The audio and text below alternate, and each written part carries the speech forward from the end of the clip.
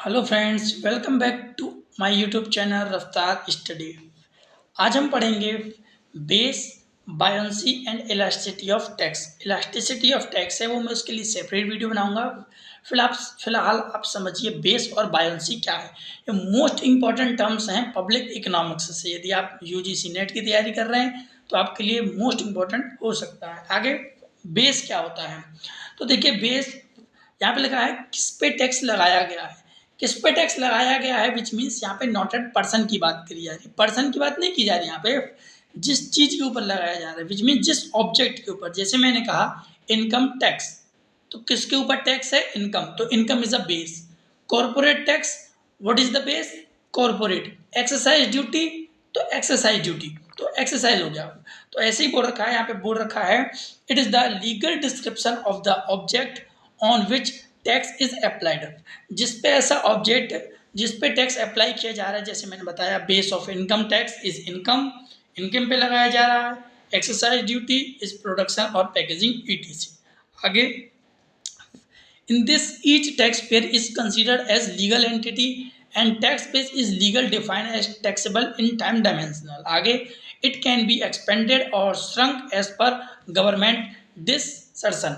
ऐसे बोल रखा है कि जो बेस है इसको घटाया बढ़ाया जाता है वो गवर्नमेंट के बिहाफ पे ही किया जाता है। तो होप्स आपको बेस तो क्लियर हो गया होगा कि जिस ऑब्जेक्ट के ऊपर टैक्स लगाया जाता है, जिस नाम से लगाया जाता है, डेट्स कॉल्ड बेस। अब हम समझते हैं बायंसी, जो कि मोस्ट इंपॉर्टेंट टॉपिक है। Increase in tax collection with rise in national income. जैसे जैसे राष्ट्रीय आय बढ़ती चली जाएगी वैसे वैसे टैक्स का कलेक्शन बढ़ता चला जाएगा, डेट्स कॉल्ड बायंसी। अब समझिएगा, if tax revenue increases with growth of national income, तो ग्रोथ ऑफ नेशनल इनकम जैसे जैसे बढ़ेगा, देखिए सैलरी जैसे जैसे आपकी बढ़ेगी वैसे वैसे टैक्स का वो भी इंक्रीजमेंट हो जाता है, कॉमन है। आगे then tax is termed as buoyant. इसी जो टैक्स को लिया जाता है, जैसे इनकम के बढ़ने से नेशनल इनकम के बढ़ने से टैक्स कलेक्शन बढ़ जाता है, इसी को हम बोलते हैं buoyant. In simple words it implies an increase in tax revenue due to an increase in GDP और इनकम।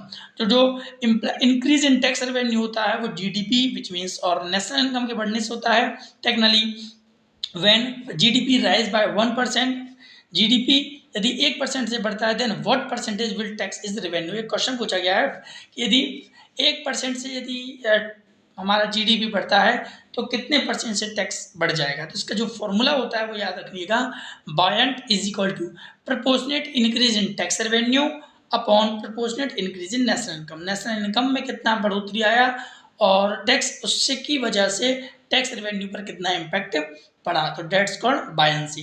जो इलास्टिसिटी ऑफ टैक्स है उसको मैं नेक्स्ट वीडियो में आपको अच्छे से समझाऊंगा।